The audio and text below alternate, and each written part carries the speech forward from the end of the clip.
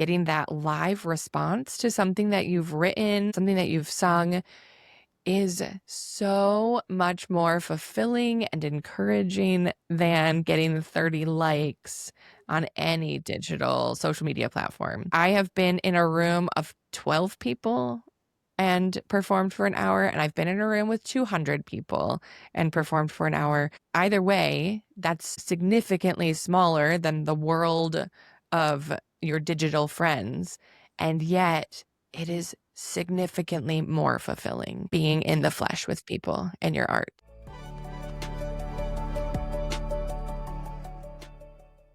Welcome back to Abiding Creatives podcast. Today I'm so excited to be talking to poet and songwriter Sarah Steele, and we're going to be discussing how we can be creatives in our community. And so before we get started, I want to invite you to like, share, and leave a comment on the podcast. It would mean so much to me if you could help me keep sharing this podcast with all the creatives who need to hear it. Now let's dive in. Welcome back to Abiding Creatives podcast. I'm so excited to have Sarah Steele on the podcast today. Sarah, why don't you start off by just sharing a little bit about you and your creative work? Thank you so much for having me. It's a pleasure to be here, Haley. I am a poet and I am also a songwriter, and that stems from poetry. I love to perform poetry, and I get to perform a book that I wrote as the whole story. And just like bringing people along in that journey. And then I also love watercolor and also paper art, like paper mosaic and making figures out of paper. So it's kind of my way of getting my elementary 2D art, but it looks really cool because it's made out of paper. So cool. I love that. I didn't know that about you with the paper art. I actually love making paper art too. I grew up making these little illustrations, sort of bulletin board-esque scrapbooking Nice. for each month. Anyway, but I love paper art, and I have a Cricut now, so I kind of make things here and there with that, but I'll have to check that out for sure. I've really thought about, I have a poem, a kid's poem that I think would make an amazing book, but it needs illustrations, as all of kids' books do. And I was like, I can make my illustrations out of paper. But after one page, I was like, wow, this is a lot of work. Yes, that's true. That's true. Yeah, I wanted to start the conversation off talking about where you first started to connect your creativity with your faith, because that's something that we're exploring ongoing in this podcast. And so I'd love to just hear from faithful creatives what that journey's been like for them. I would say, in a way, my faith has always been an integral part of my art. It is what is happening in my heart, and that comes out through my art. But in another way, it's a more recent endeavor. And I think it has to do with my understanding of gifts that we've been given. So I think I have felt maybe self-conscious about sharing my art in the past, because I don't want it to seem like I'm just trying to make you really like what I do, and I want you to think I'm cool. I'm not sure that poetry is the way you should do that anyway. I'm just kidding. But when I think about the gifts that the Holy Spirit gives to his people, they are for the building up of the church and the expanding of the kingdom. And so in that sense, we have to use our gifts. Like, God has given certain things to certain people, and if you don't use them, then you are withholding something that the church needs. And this was just a handful of years ago that our pastor had preached on this, and I felt this sense of relief and also mission that this thing that I love to do is actually really important. And maybe it helps to think about how we're serving other people through our art, not how we're making a name for ourselves. But that, I would say, is a more recent kind of revelation for me. Wow, that's a revelation to me too. And I think that, that idea of our gifts being something that we're meant to use, and our creative gifts are a part of that, because sometimes we think only spiritual gifts, and those are important too to serve the church with, but even the God-given creative gifts that he gives us uniquely, being able to share those both inside the church and outside of the church, I think that gives a lot of creatives permission and maybe helps them find that purpose that sometimes is a disconnect in the church. You know, not every church maybe has a thriving creatives ministry, but when we can encourage people to use their gifts and think creatively, it really does bring that purpose that we're all looking for. Yeah. I have had a couple of instances where I have felt that prick from the Holy Spirit to share something, maybe like share a poem that I've written that's related to the topic that our small group is discussing. And I haven't. And someone else shared something else that Mm, was what I would have shared. And wow. that was those few examples that I have were so inspiring to me. Like the Lord is doing his work and he is inviting us to do it with him. And I missed several opportunities to do that, to get to be part of this work using the thing that God has given me to do. I think it actually becomes self-focused even when I say no, because my no Mm. is more related to like, oh, I don't want anyone to like, not like what I did or to think I'm trying to get attention. Like, no, put all of that aside and think about the people that would be receiving this thing that you have to say or this thing that you have made. Those people will benefit from your gift. And what an amazing opportunity that the Lord gives us to participate in his work. Oh, so true. It's funny. I've actually had a similar kind of intuition to share a poem or two with my small group, and I actually have. And it was such a good moment. Like, I want more of that. And I co-lead our small group, and I keep trying to figure out ways to just like bring creativity more into just our moments Mm, because I think there's just something about art and poetry and music and all these things that really can just touch us and like speak to the experiential side of faith that in ways maybe the Bible or like a sermon only like touch on one side of like the brain and not always like the heart and the soul. So, yeah, I think that whenever we can lean into that, we are participating in helping other people connect with God. Like it's not just about here am I with my talents or like we can serve with exactly. them. And I think that that kind of reframe can just really help us even shape our creativity, shape what we create. So that's really cool that we kind of both are thinking about that and exploring that. And yeah, I want to hear from you kind of along those lines, like that struggle between wanting to create and then also learning to abide in Jesus. I think that's a big theme with our podcast. And I know many creatives, we all have this struggle of wanting to produce, wanting to perform, wanting to make things even for God and the church, and then also struggling with that restlessness that that causes. So I would love to just hear a little bit about your journey of what it looks like to be an abiding creative. Yeah. It's such an important thing for us to wrestle with. And I think we all have to do it wrong a lot of times where we overproduce, or I'm only making something if someone is paying me, or I'm only writing this poem when there's journal submissions open, but I'm never writing just for myself, my own growth or my own processing. So I think that we have to cultivate an inner life, certainly. And that inner life for Christians needs to include God's word, because when we are filling ourselves with God's word and when we are having times with the Lord outside of our creativity, it will only feed our creativity. When I was writing my book is a story of healing that I had walked through related to lack of boundaries and codependency. And I didn't write about it for a very long time. And at one point I was finally ready. The words were coming. I was starting to talk about it. I hadn't been able to talk about it before, and I could just tell. I had been asked by numerous people if I had considered writing about it.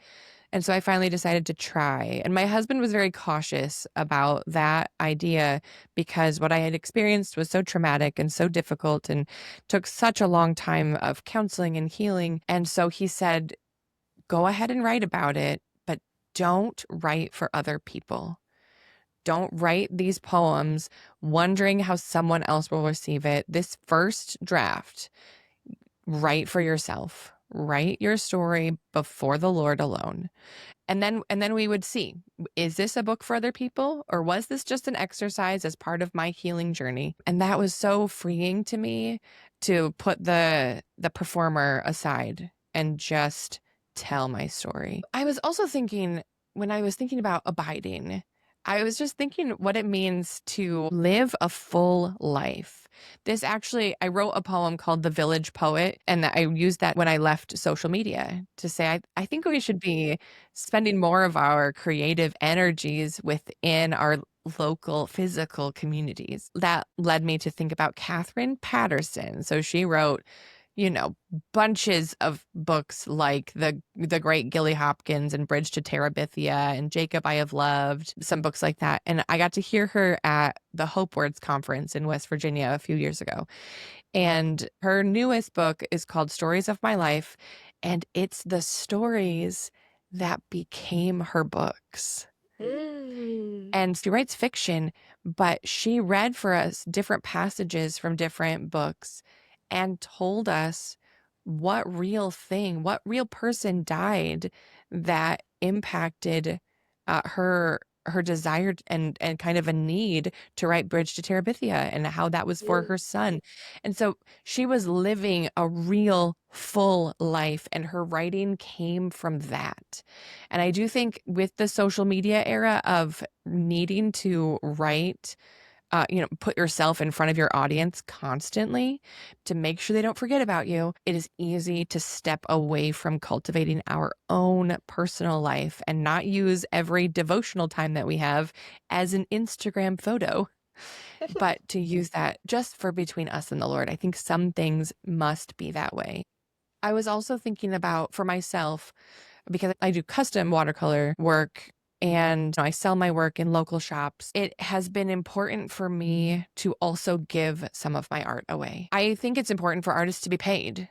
So I am happy to receive payment for my work, but also I want to hold an open hand with that.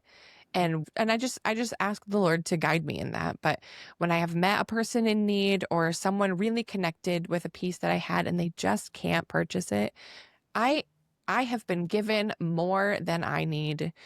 And so I want to have enough of an open hand that I can sometimes give things away. I love all of that. There's just so much from what you talked about that we can unpack and continue to talk about because being an abiding creative is a journey.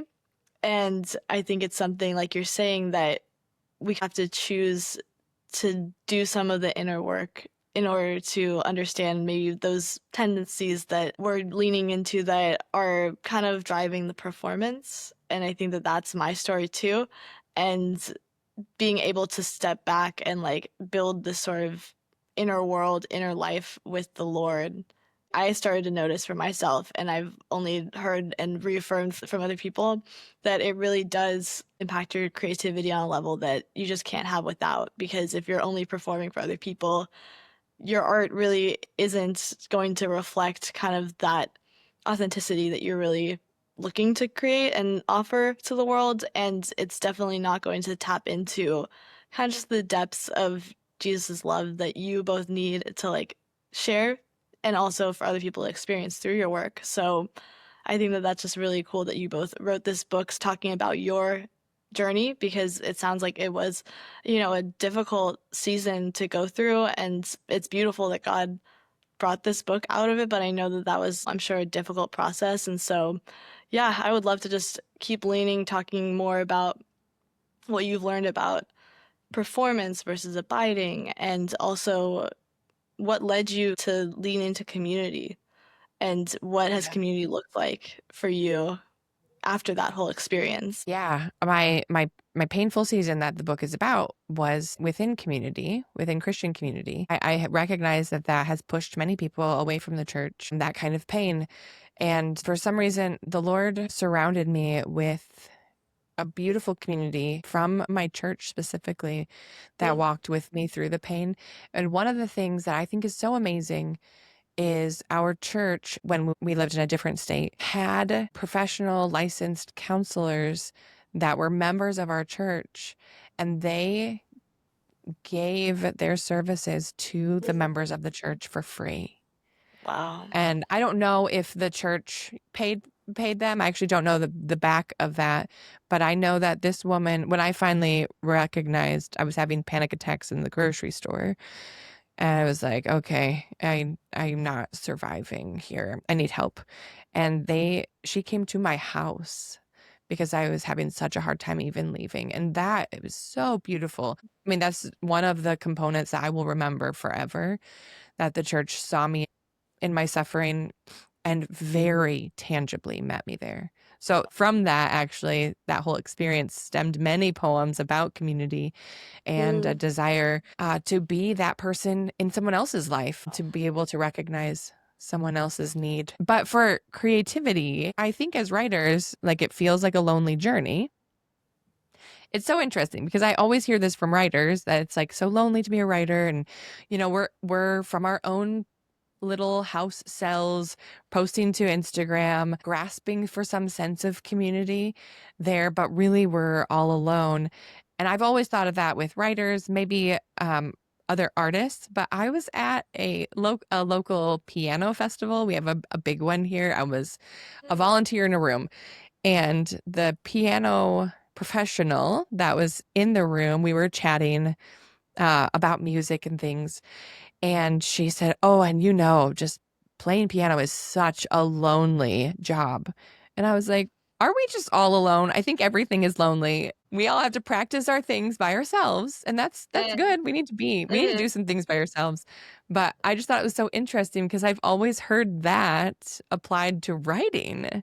And so to mm, hear maybe every art form or everything that you do can be a lonely thing. So we have to work really hard to cultivate community.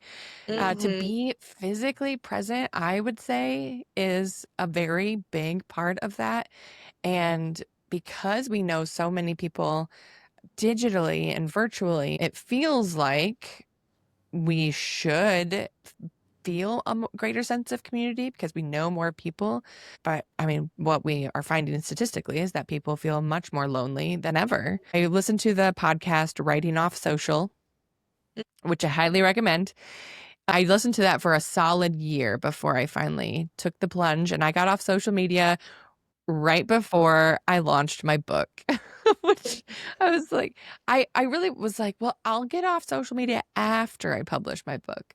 But then it felt like, but then do I really believe in this mhm. if I still say social media is required for publishing a book? So I got off in December and I launched my book in March of 24. And I regret nothing. That really has pushed me towards writers in my community. I mean, I still have connections with people like you, and through Deidre's office hours, and through the Way Back to Ourselves. Those are really beautiful, mostly digital communities that are doing great work of trying to be embodied and Mhm, offer gatherings, even digital gatherings, but they're places that we are gathering together, not just one on one. So those things give me hope yet in digital platforms, etc. But I have found as a poet and as a songwriter and as a Christian, my niche of people here in my own community is rather small. There's not a huge pool to pull from to write a Christian song, for your church congregation to sing. There's not a lot of mhm. us. There's a lot of us worldwide, but Mhm, um but when you find that person, then your heart just like there's such a kinship when you find someone locally. And there are a couple people that I have met through the Way Back to Ourselves, actually, that are here in Michigan with me. wow. And so we've been able to meet up occasionally. So that encourages me a lot. Being able to perform my work in front of a library gathering. So that's small. That's not big bucks. My library has paid me. Several libraries have paid me to come, and churches have paid me to come. But being able to practice, I see it like being in the room with 30 people for an open mic and getting that live response to something that you've written, something that you've sung, is so much more fulfilling and encouraging than getting 30 likes on any digital social media platform. And so I have been in a room of 12 people and performed for an hour, and I've been in a room with 200 people and performed for an hour. And that either way, that's significantly smaller than the world of your digital friends.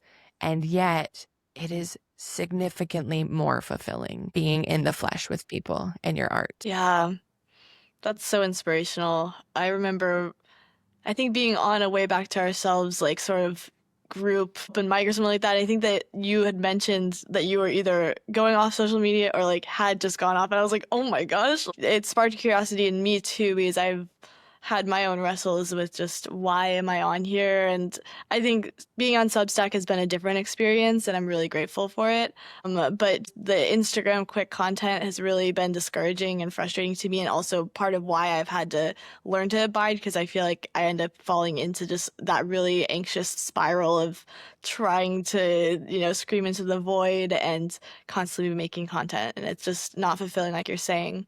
And so hearing all of that you've had these fulfilling creative experiences and made it more meaningful by not being on social media, I think that really sparks this curiosity, and I would love to hear a little bit maybe of just how that has impacted your relationship with God, maybe, because I know that often it feels like if we want to get our creative work out there, we got to put a lot of hustle into it. And yet, I've also been challenged by God to lean back and to rest in Him and be more open to the creative ways that He wants me to spread my creative work. So I'm just curious if you've kind of had that experience too, a similar sort of wrestle, but also maybe the ways that God has shown up really creatively and given you space to share your art in ways that you would never have expected. Yeah, I really think that there are a lot more local opportunities than you would expect. Mm-hmm. I have a couple typewriters because apparently once you have one, then others just kind of are magnetized towards it. Um, and so I type my poems on my typewriters Mm. and I'll turn them into cards or I'll turn them into little printables. And then I will often stitch with embroidery floss Mm. some little design that goes with the poem and put it in a frame. And so I'll go to farmers markets and little school craft shows. So this is all very small, but I will have an opportunity. Words, they do take a lot of time to read. So like someone who's at my booth has a little bit of work to do. And I've wrestled with like how to, you know, make it more visual, but my art is words primarily. And so they'll be reading a poem and it will hit them in a Mm. particular way, and we will Mm. have a meaningful conversation, or they'll read the back of my book and see the words boundaries and codependency, and that is hot right now. We as a society are doing big work in unlearning and doing better. And so that hits people of all faith backgrounds. My end conclusion is my faith in God. That's not everyone's end. And yet that even has sparked so many conversations. Mm. And so to have that meaningful 10-minute conversation with a stranger, which maybe that sounds exhausting or terrifying for certain personalities, and that's fine too. But I think you would be surprised at how fulfilling and just how much purpose that brings to your work. So when you ask about my relationship with God, I think about this. You use the word hustle for that online approach to our art. And it is, you have to shout louder and more often. And there's no peace in that. And when I am talking with an individual, we are sharing physical space together. And that connection that we have is so intimate and beautiful, and something that I made has touched something in them. And that is just different than any digital interaction will ever be. And I believe that with every part of my being. And when I'm about to go to some kind of live event, I spend time beforehand praying for that Mm. one person who will take time with my work and that it will mean something to them. And I hope that it will direct their attention to God. That will maybe give them pause. I forget who said it will put a little pebble in their shoe that makes them need to stop and think about something that they've heard from a different perspective, perhaps.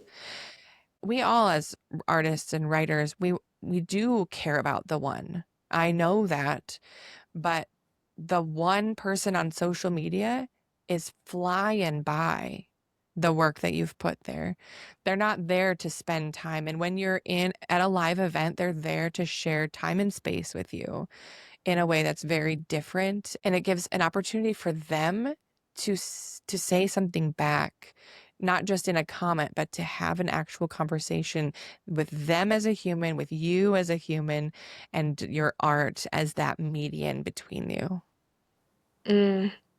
Yeah, it's funny that you mentioned the one because I think that's something that God's been highlighting to me lately. Just in building community and focusing on being intentional with social media and everything, and also wanting to have those personal interactions, just kind of recalibrating what we see as success and the metrics, of like, what purpose does our creativity hold. And I think that I just keep getting drawn back to all those stories in the Gospels about Jesus like stopping for like the one person. And there's tons of crowds, and it doesn't mean that that's wrong, but I think like yeah, there's just something that we as creatives can learn from and also lean more into, that like it is about the individual interactions and those connections even more than like how many people see your art, because I know there's a balance, especially people who are wanting to pursue their art in a monetary way. Like that's great. There's ways also to like balance those things, because when you only focus on how many people you can see, like it does seem to weigh on your soul and it doesn't bring the life that you even hope for, And so hearing from you just how fulfilling it is just to have those one or two interactions, and it's really inspiring. Maybe that's the thing that we should be aiming more for. And like, I wonder what goodness could come from that if we kept exploring those kinds of connections. That actually reminded me, this past fall, there's a woman in our area who invites her neighbors over for a wonderful meal, and she has a Christian artist come and share something, and she pays them for this little neighbor gathering. So it's in just in her house. Um, Mm-hmm. and so I only played the music that goes, because I wrote 5 songs that go at the end of each chapter of my book. So I only played the music for that. It's very small. Or I've spoken at a little Christian school, or I meet 4 times a year with full homeschool high school group to do a poetry workshop. And that's 8 kids. So these are very small, but I am growing in my community, not my name, but as I have something that I want to offer to your students, to your neighbors, to your church members, to your library, to your toddlers with my little alphabet books. I homeschool my kids, and we're in a co-op, and for our co-op I have written a reader's theater that covers all the books that we read this year in a creative, artistic, poetic way. Those things, I will say again, are so small and they are so fulfilling. I belong here in this context, in my town, with this group of people, and I hope it would be wonderful for the Lord to carry my work to another state. And last summer I got to perform my work in Wisconsin, and this year I'll get to perform in Ohio. So we're expanding to the Midwest. Um, but it's still small. And actually Felicia Masonheimer, she's a Michigan Bible teacher who has a great Substack. She just posted something, the idea of celebrity status, and these like $10,000 speaking budgets. And she just said, I wonder if it's our local communities that need to hear more from the local members, more Mm. than hearing from someone in a different state who's living in a different context. And obviously, I will agree that truth is transcendent and that we can learn truth from people all over the world. But I wonder if our community needs to hear it from our voices. That's so true. I think things have shifted so much to focusing on that like digital connection that it connects people all over the world, that we have kind of disconnected from local community. And I'm in a big city, so it's a bit of a different feeling of like how do you find like local community even in that context, It has its own unique struggles. And at the same time, I think that's really what we are all kind of wanting to tap into, but struggling to as we go to the digital world to find those connections when in reality they should be right in front of us and almost we don't think that's enough. Maybe we do see that as too small. And Yeah. yet maybe it could be the thing that's actually more fulfilling and impactful, not just for you, but for other people. So I just love the way that you're like kind of flipping that context on its head of like, what if small is actually the impactful thing? Like that just seems to me like the upside down kingdom, you know, like it really does feel like something that I just want other creatives to like keep tapping into and for me to keep tapping into. I'm curious if you could share just one or two small sort of things that you found helpful as you've kind of shifted this view to like focusing on community and like getting your creativity out there. How has that been for you? What are the practical things that have maybe been helpful for you to kind of expand your idea of what that looks like? I think it is being others focused in our art and wondering not if someone will like what you've made, but how you can use this gift that you have intentionally looking at what is missing in the communities that you're in. My friend and I we're working on song number 3. They're songs for congregational worship and our church actually sings them. Wow. That's really cool. And I think of it in like if your mom knits you a sweater or if she buys you a sweater from Target, you're going to have a different level of attachment to a different level of appreciation for Mm. the work that she did versus the work that she purchased. Which, don't Mm. get me wrong, I love a good Target sweater. So that idea of what can we offer? So we wrote a song that we didn't have. We didn't have a song about this topic for our church. And Mhm. there is a celebrity somewhere who has written a song for it, I am sure, because there's nothing new under the sun. And yet it is so meaningful and it's meaningful to our church members to know someone in our own group wrote this for us. I think of that with our co-op. I started by every month after we finished our book of the month, I wanted to write a poem in response to that book for myself, just as in what we mentioned even previously. This is not to be published. I just want to share this with these kids and these moms. And after the third month, the third poem, I think it was either the third book or the fourth book mentioned a song in the book over and over.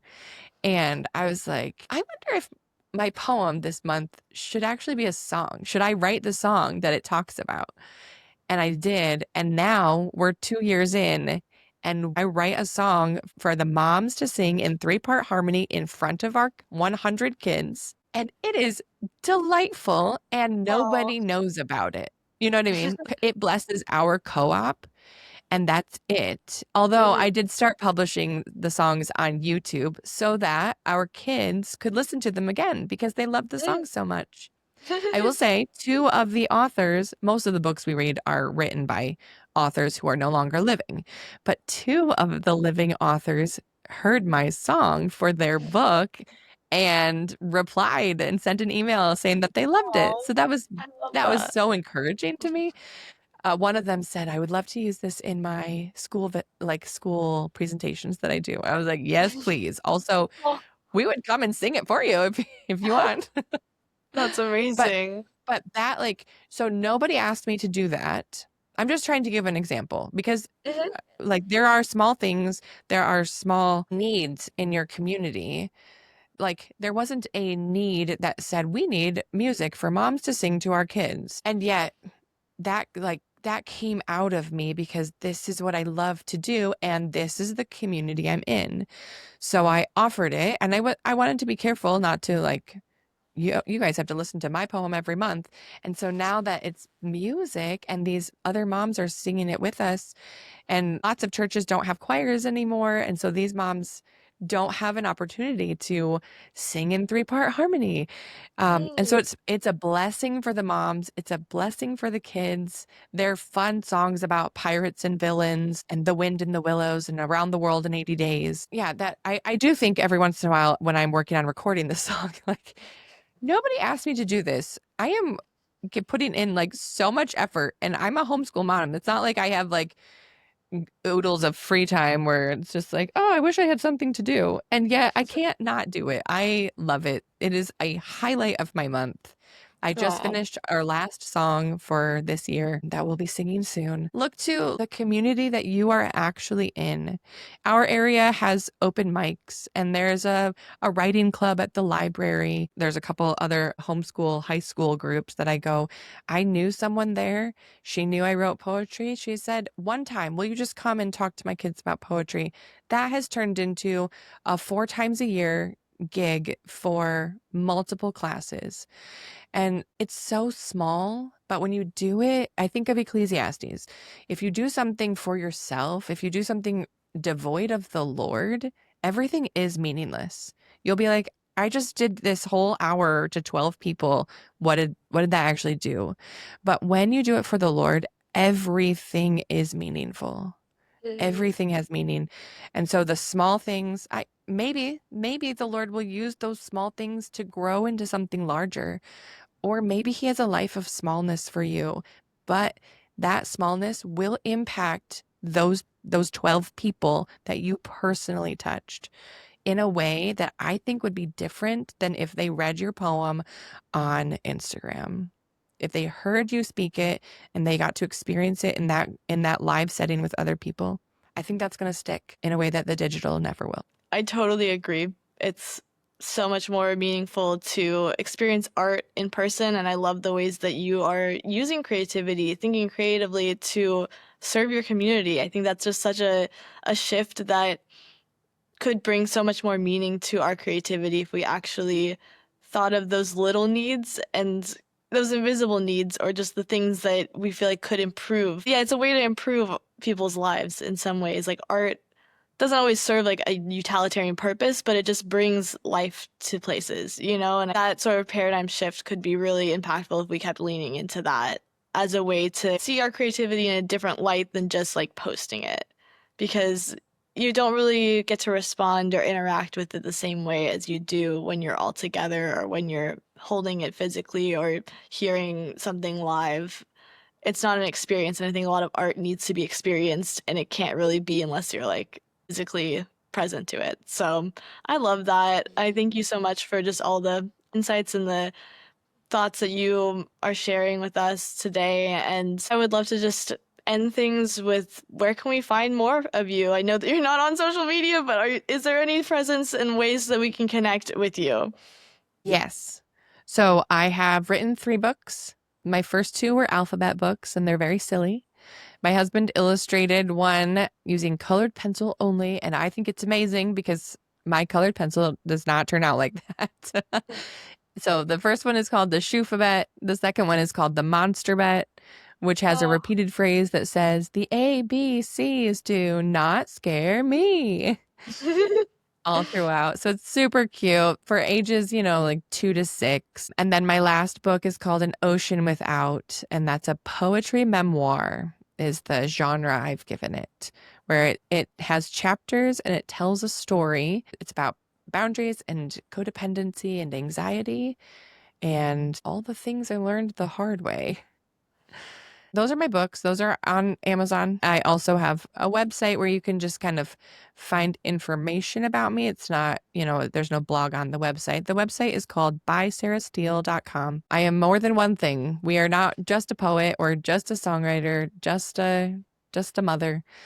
Um, my current writing, I actually have gone to Substack, and I was really curious.